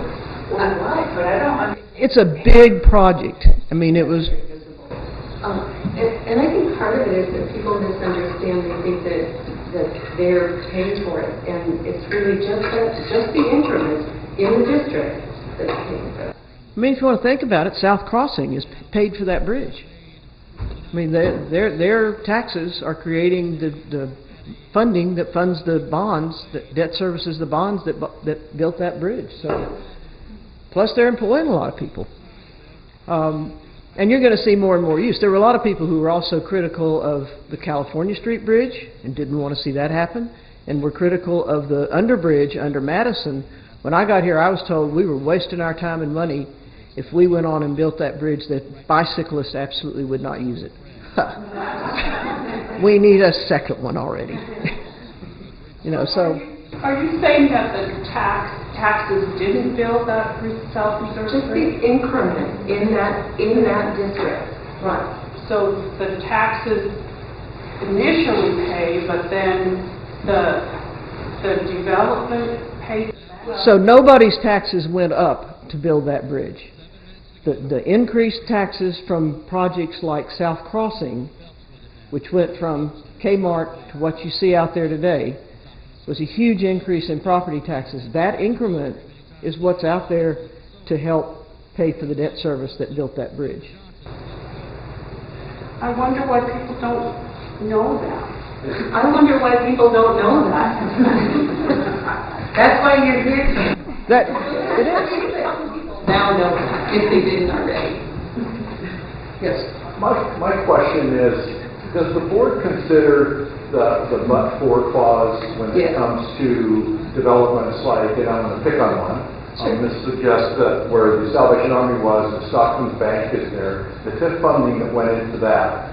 If MRA had just said, no, we are not going to provide any support for that, do you think for a second that Stockton wouldn't have built that bank on that site? I think they would have built it, but it would have been different. So what the MRA board can do, what the MRA can do is say, if you're going to build this here and you want any public money, any tax increment to go into that, then here's what we want in exchange. And they're going to be public improvements. Like we want more landscaping, we want better lighting, we want something related to the parking garage. We want it to look like you're not just walking by an empty space. So we can make those kinds of conditions on the use of the tax increment. Another one that was important to me on that particular project was they went higher. They built Class A office space rather than just what the bank needed. They deconstructed those two buildings, and there were some really, really nice timbers and nice materials in there that would have not been deconstructed had there not been TIF available to pay for that. Because it's more expensive to deconstruct. Don't kid yourself. It's a lot easier to run a bulldozer through a building like the Merck and haul it off to the landfill, and it's a month's worth of work instead of 4 months' worth of work. And time is money to a developer. So without TIF funds, those projects would never be deconstructed. They would be demolished and they would go to the landfill. And an even better example, and we know firsthand on this one, is First Interstate Bank. Came to us, the Front Street District, which you're looking at right now, didn't exist at the time. And they said, our bank is obsolete. We need to do something. We've looked out off of Reserve Street. We want to stay where we are. There's always been a bank here. The Scott family said this is the right thing to do. And we want to build up. We want to build a Class A office building where we want to build between 6 and 9 stories. All we need is 2 to 3 stories. And we can't build the higher building without parking. Can you create an urban renewal district? Can you joint venture with Missoula Parking Commission and build a parking structure so we can build what ought to be built on this site instead of just building for our needs? Well, we have a 6-story building, the first Class A office space that had been built in downtown Missoula for decades, and that was the only reason that happened, was because we were able to make TIF available, and it's the property taxes from First Interstate Bank's project that pays the debt service for Park Place, the parking garage. I mean, it's kind of the ultimate success story. And we were able to build 325 structured parking spaces in a part of town that probably needs 600, but that's what we could afford at the time. And that's that kind of symbiotic relationship that can exist with this tool. So no, Stockman Bank would have built a bank, but they wouldn't have built what you see on that corner today, in all likelihood. Yeah. So I guess my understanding is that Stockman Bank, First Interstate Bank, there's no decrease in their property taxes. Oh no. When they build it, the value of that building, that's what the property taxes are based on. That's exactly right. That's exactly right. The increment goes and stays in that building. Right. And I'll give you a good example of that. When the Merck was being built, the hotel, our estimates of property taxes on that project were about $360,000 a year. And that's about what the developer thought. He got his tax bill last year, and it was just over $500,000. And he called me up and I said, yeah, Andy, I saw that tax bill. He said, well, it'd be a little disingenuous for me to protest it or appeal it, so I'll write a check. I mean, that's one where the taxes went up way more than anybody anticipated, including the developer. And so that, that increment's being used now to make other projects happen in that district, like, the residential that we're seeing down near Kiwanis Park. We need to convert Front and Main Street to two-way. That's going to take money, and we don't think there are any transportation funds that are going to be available for that. It's probably going to fall on us to figure out a way to pay for it. Well, the MERT project and the AC Hotel and those projects are going to help fund that project. I got one other question. It actually goes back to what the other presenters had too, and it has to do with the concept that MRA was established how many years ago?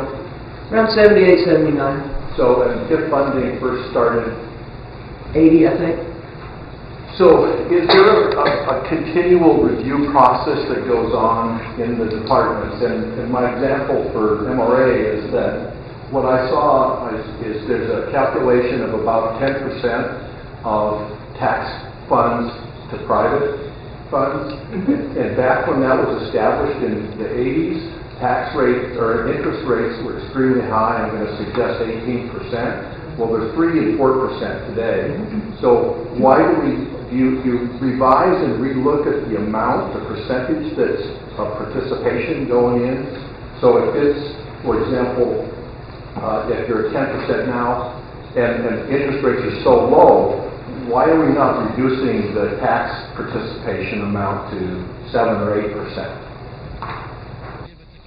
Well, I think every project's a little bit different, and there's been a rule of thumb with the MRA board for years, and this goes back to the downtown district, and we always kind of jokingly call it the rule of 10. And Ruth talked a little bit about that, but if you can get a 7-to-1 return on investment, that's considered good.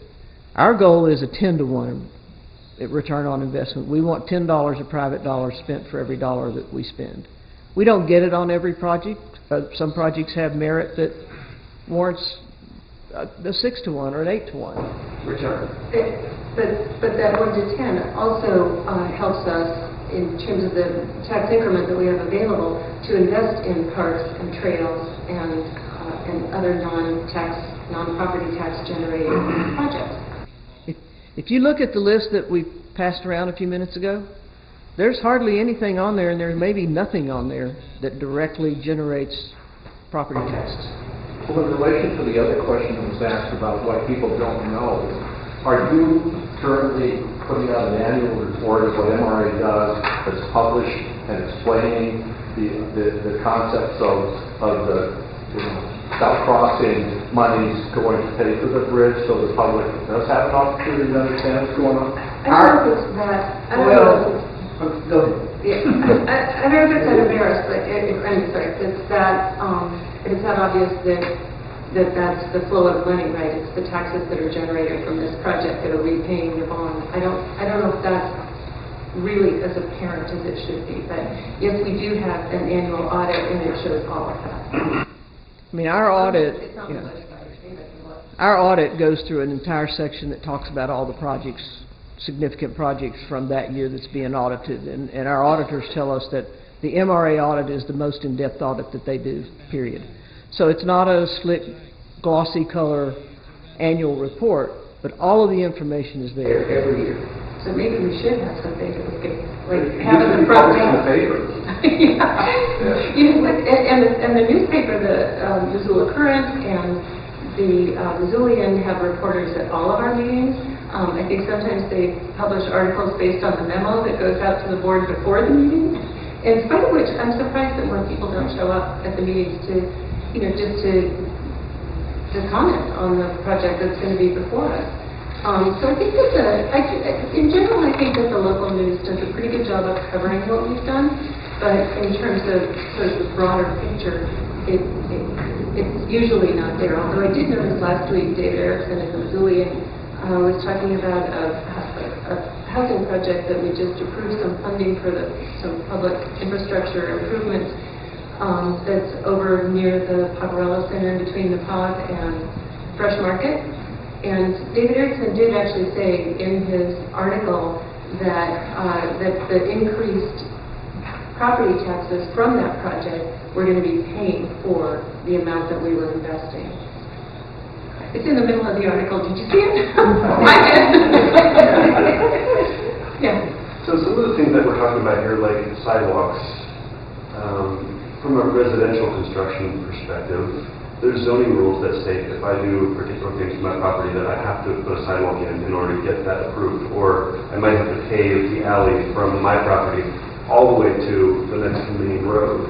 And that's just a requirement, and if I want to go about that project, that's the cost I need to commit to.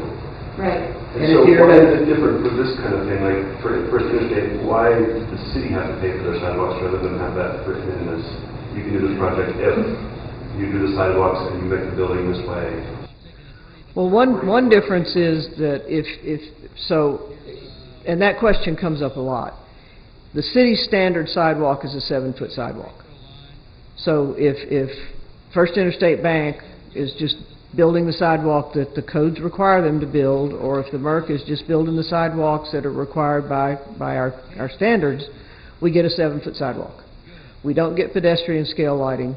We don't necessarily get street trees. We get a 7-foot sidewalk. Those projects have 16-foot sidewalks with pedestrian scale lighting, curb extensions to make crossing the streets easier for pedestrians, and they have street trees, and it's safer. So the requirement for a sidewalk is the same for a homeowner as it is for a major company on the main road? Yeah, if you build a business on Brooks, you have to put a 7-foot sidewalk in if you build a business on Brooks. But are you in charge of that? Can't you address that and set your requirements?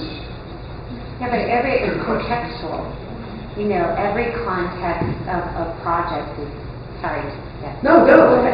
But sure. Yeah, when you're building a home, you're typically zoned very similarly. But these projects all really vary contextually. So when I think of First Interstate Bank, think of the tiering that they did and how it connects to the riverfront park and, where the farmer's market is, and the wide staircase that allows people to move through that corridor. That's not, the city's not going to make standards like that are applicable out of that, that's transferable to the context of every project. So they're able to define what's needed in context to the project itself that's asking for the money. Am I getting that right? You are. And another thing I would say is that if you're in an urban renewal district and you're expanding your house and it requires a sidewalk, or building a new house and it requires a sidewalk, we pay for that. If you come and apply for the funds, we can pay for that. And one of the reasons we do that is it's a hedge against gentrification. Because when you have to pay for those improvements and we're in areas that are very sensitive, they're low-income areas, and we don't want to force people out. That's why we've built 15 miles of sidewalks since the recession. If property owners are assessed for those sidewalks through SIDs, they either raise the rent or they pay higher property taxes and they have to move out.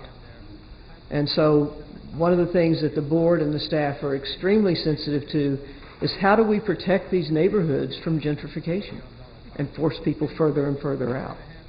I really appreciate all of the comments on the sidewalks, especially residential, because that's, to me, that's maybe not the sexiest thing we do, but it is so important, and the difference that it makes in those neighborhoods to have sidewalks that didn't have them before. So in an urban renewal district, within those boundaries, we do have a multi-year plan of when we're going to put these sidewalks in, and this sidewalk, and this sidewalk. And I can't speak for development services about what happens in the rest of the city, but within an urban renewal district, those are some of my favorite things to spend.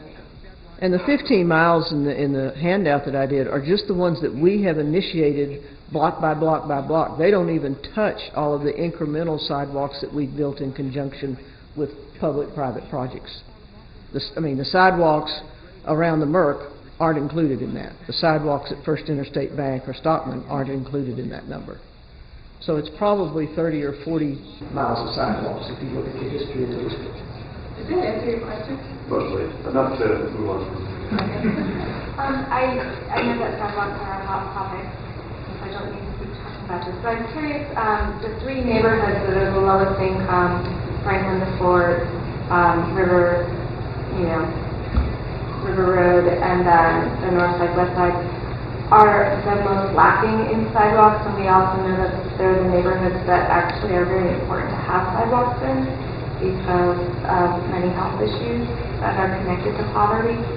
And so I'm curious what the plan is, or if you're aware of any plans in order to help with that, since it's a very expensive component for either a homeowner or somebody who owns a property that other people are renting. So I heard little tidbits here and there, but I'm not sure about the final.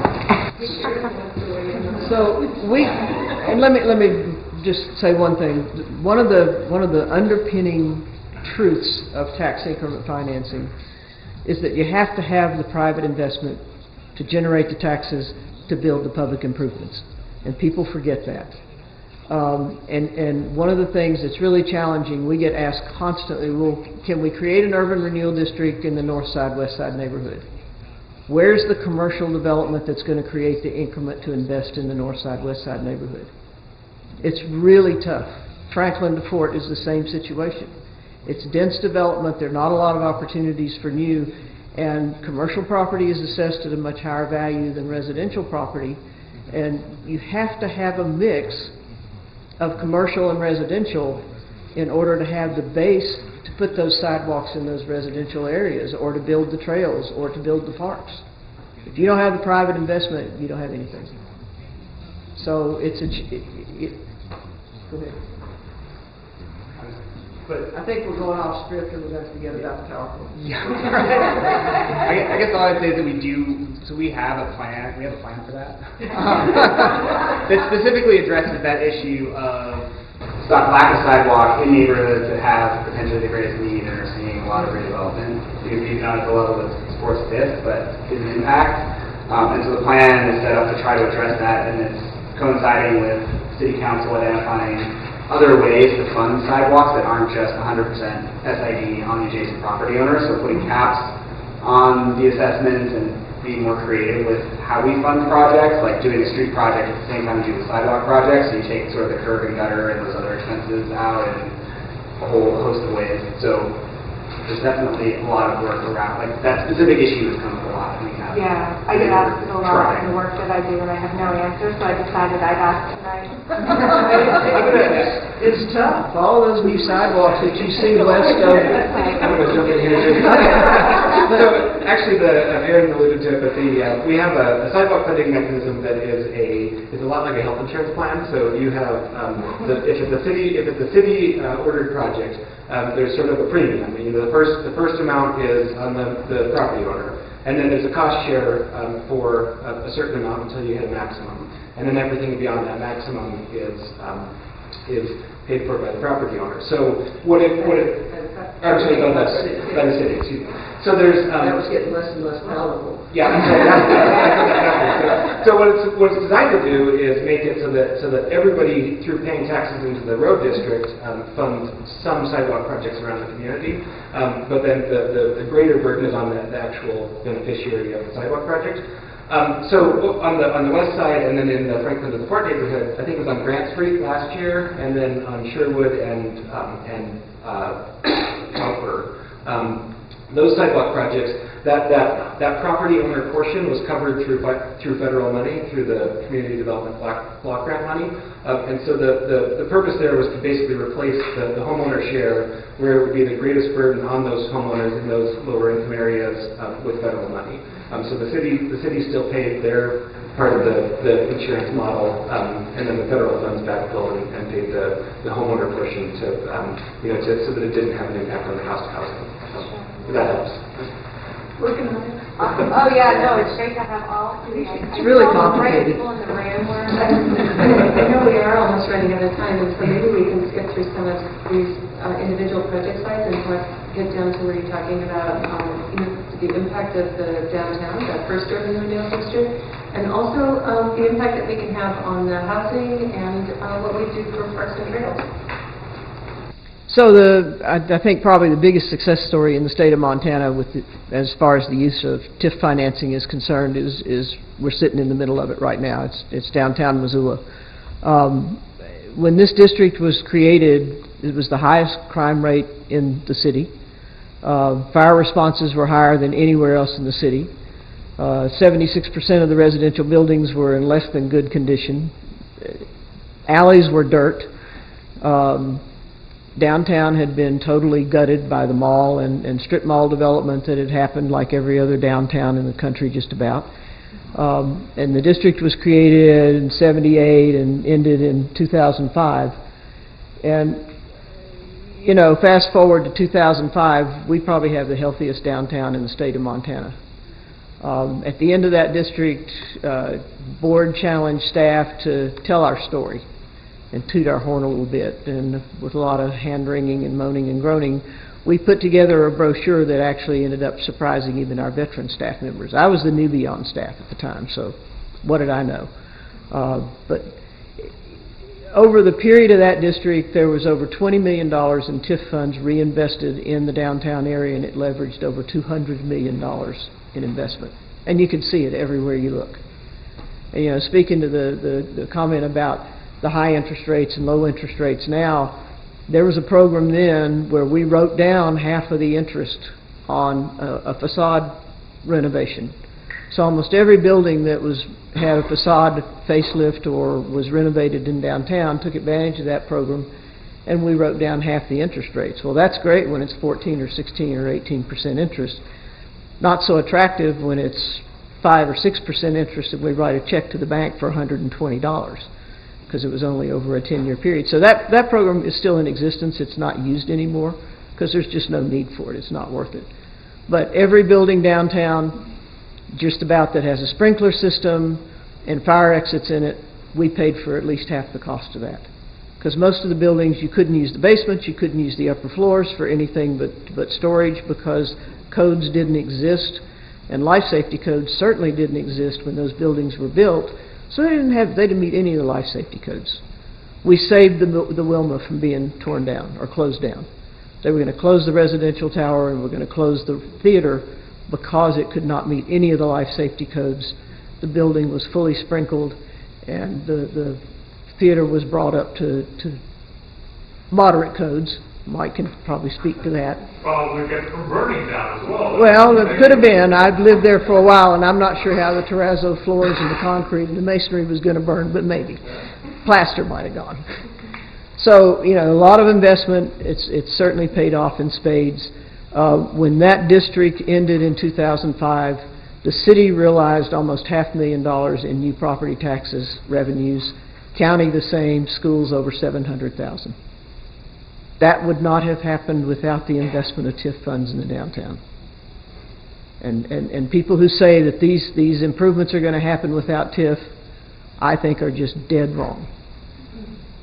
That some things will happen regardless, but they won't be as good, they won't be as big, they won't be the quality, and I don't know what downtown would look like today if the redevelopment agency hadn't been created in the late 70s. And in fact, there have been a couple of reports for the state legislature. One was an audit of all of the urban renewal districts, and what's the technology? The targeted economic development districts. All of them across Montana, and also a report that was done by the Legislative Services for the Transportation and Revenue Interim Committee related to exactly the question, like, but for. And they have found that across the board, but to different degrees, but across the board, that yes, the improvements were greater than would have occurred without tax increment districts. Yeah, I mean, I think there are a couple of things that we do on a regular basis. We improve the quality of projects. We have no problem as a staff saying no. And a lot of projects never even get to the board. They don't rise to the quality of what this community has said they want to see Missoula be. So when a group of Texas developers came in and they wanted to tear down where Hastings was for a while, and it used to be a grocery store, and I'm forgetting them. Tidyman's was. They wanted to tear it down and build back another building that was basically the same size and wanted us to pay for the demolition. We said, no. If you want to bring a building out to the street and address Brooks and do it the way it ought to be done, fine. But we're not going to pay for you to demolish that building and then build back in the same spot with another crappy building. So they went back to Texas, which was fine. You know? The building's still there and in good use. Current topic, can you tell us what you guys are doing with the new logjam development on Front and Orange? Sure. We only read the number amount in the paper, so what is TIF Funds doing for that? So it's a pretty unique project. And what's going on with logjam is an evolution from what was going to go on with Hotel Fox and Conference Center. It's now a hotel and performance venue along with conference space. But after a number of years of trying to figure out how to put this jigsaw puzzle together, what we arrived at was developer builds hotel, condominiums on top, because that just added to Increment. Nobody really wanted to do that, but it gives us more money. And it'll be, they're already pre-selling and they're not even designed yet. And we build Conference Center, which now has become a major performance space with 2 levels of parking underneath. Developer builds all of this. City comes along, city buys the 2 levels of parking, owns those 2 levels of parking, contracts with probably Parking Commission to manage that as public parking, so we get another 350 public parking spaces downtown. We buy the box. The box is the performance center. That becomes Missoula's Civic Center. So city buys it, and we lease it back to private developer who operates it. Because it's leased back to a private entity to operate it, they have to pay what is called a business. It's basically they have to pay property taxes on it because they're making a profit off of it. And my mind just went blank about what it's just a different term. So it's taxable now, even though it's owned by the city. It's operated privately, so there are taxes from the box, there are taxes from the hotel, there are taxes from the condos. That TIF will pay the debt service on the bonds that are issued to buy the box. The parking revenues will pay the debt service on the bonds that are issued to buy the parking. And we have probably the biggest project in the state of Montana. What's the benefit of the city buying the box? Well, it gives us a certain level of, gives us a great deal of control over what's going to be there. It makes it work financially.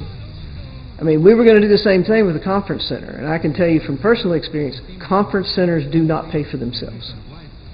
They do not. And so cities buy them and they subsidize them to the tune of or universities subsidize them. That's why private sector by and large doesn't build them. So by there being no capital cost to the developer for that box, whether it's conference center or performance venue, they can afford to operate it with no subsidy from the city. And the city is not going to have to pay for any maintenance or capital improvements that are required 20 or 40 or 60 years from now. Nick just was at a city club meeting the other day that he would not have been able to build that. The numbers, as you said, don't work.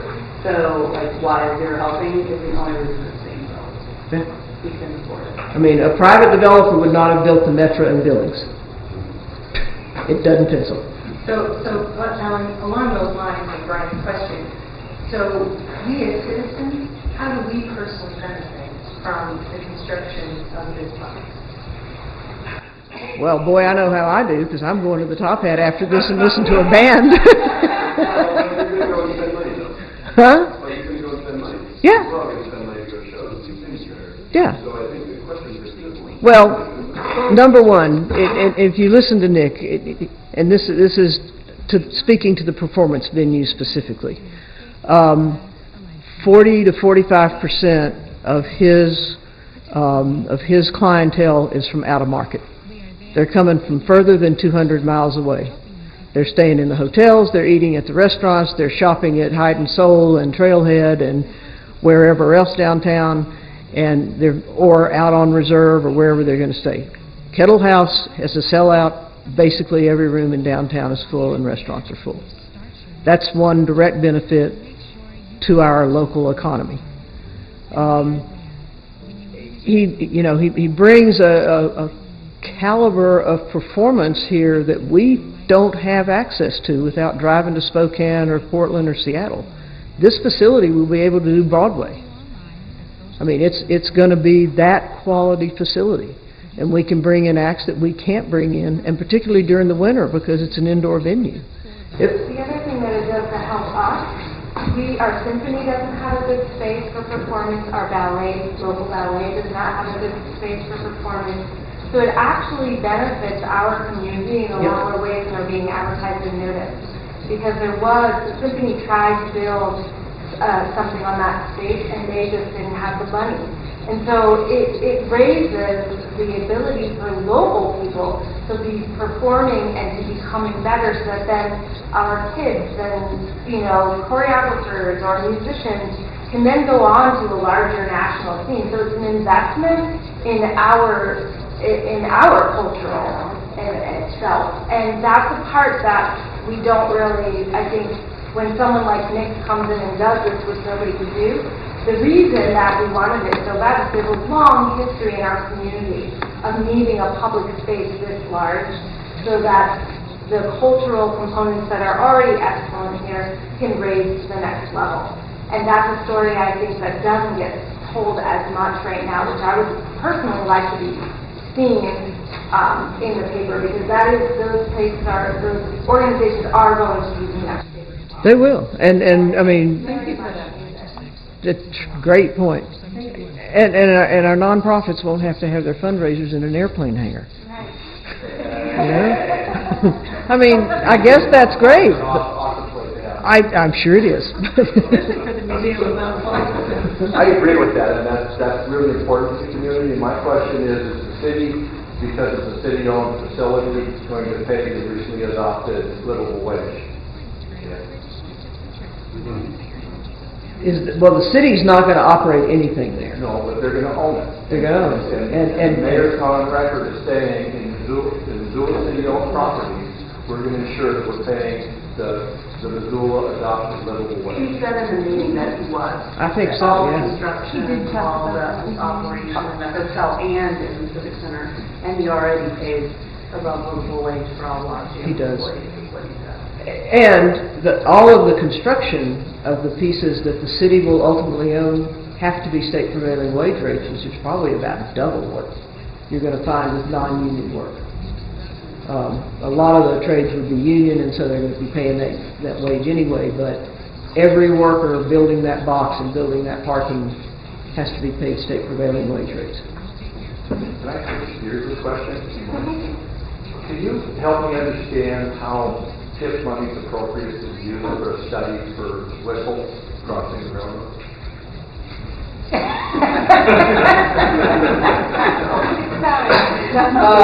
It's elimination of blight. It definitely impacts that neighborhood. I lived on the corner of Madison and the railroad tracks, all through college.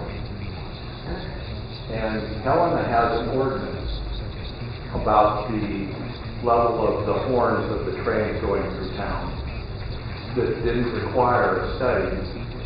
Oh, yeah, it did.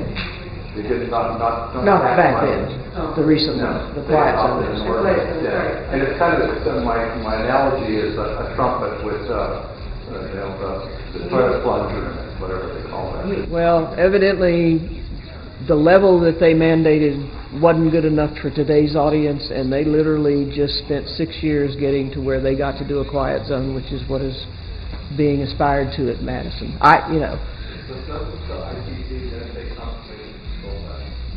You have to go through the agency that regulates railroads, the FRA. Yeah, we've got to go, and that's what this is about, is the process of applying, figuring out what meets their standards to. Two crossings. There are two crossings. One is actually a private kind of crossing, and the other is Madison.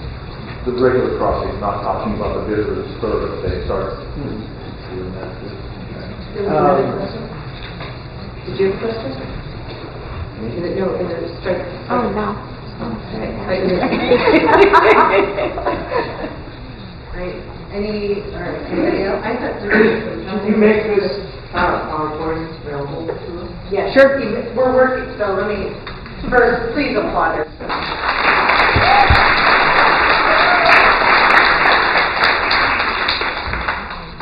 Make a drawing of how you were explaining the whatever. Oh, yeah, like a flow chart. Yeah, that's a good idea. A flow chart of what? The tax increments and how it pays for the increments. Yeah. Cartoon. You know, actually,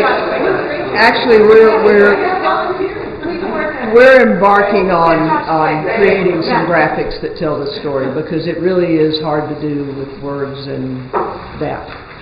Although I think this tells the story pretty well. So along Doug's question, I just want to let everybody know I'm struggling to get all these PowerPoints together and try to get them to you, because ultimately They are very big files. so I'm working with Jenny Merriam, our communications director, to see if we can have a web page developed for the academy specifically. But I might be able to do that, so, or both. So I'm working. I don't know. I technologically challenged, so we'll see how well I do. But thank you for that suggestion. So a couple of things. The MRA, I want to leave this notion in your head. I did some analysis. We've, over the last 40 years, pretty much have invested $100 million through the MRA into our community. And Ellen and Ruth touched on this. It's always for reimbursement. So where are those reimbursement dollars going to? If you were a developer, what are your costs in a project? Acquisition. What else? Demolition. Insurance. What was it? Utilities. Architecture. Wages. Construction. Carrying costs. Materials. Right. All of those things. And insurance. Yep. So when the MRA comes in, they're taking a good project that is presented to them and they try and make it better. And so that better costs more money. And all that better is jobs in our community that are being paid at that higher prevailing wage. And that is, I think, a really important reminder that I want you all to leave with. Ultimately, we are helping our fellow community members, our neighbors, have a better opportunity at their own prosperity. And it funnels back to us. It's not necessarily like you can taste it and feel it, but you can see it happen, and it takes time. So over 40 years, we plunged in $100 million, and of that, 1/3 was through private partnerships. And another third went to public works projects like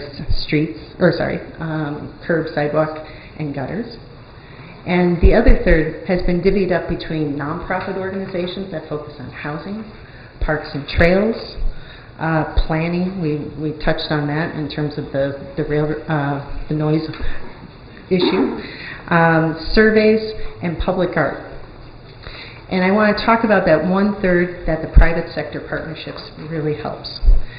We could not do the other 2/3 without someone taking the leap of faith and saying, I'm going to take that building and make it better. That's what needed to happen. And because that money then comes into the district as increment, it can then help to build, whether it's the Reserve Street bridge, or it's the park trails, or whatever you love dearest to your heart of the projects that we have done, could not happen without, first, those monies. Now, that being said, I think it's also critical that we are at a junction point that maybe we need to start to think a little bit about how do we tweak what we do. And I think that is where our community's lead is headed. How can we take the lessons learned and the success that we had from URD1 and think about how do we want to make our community even better?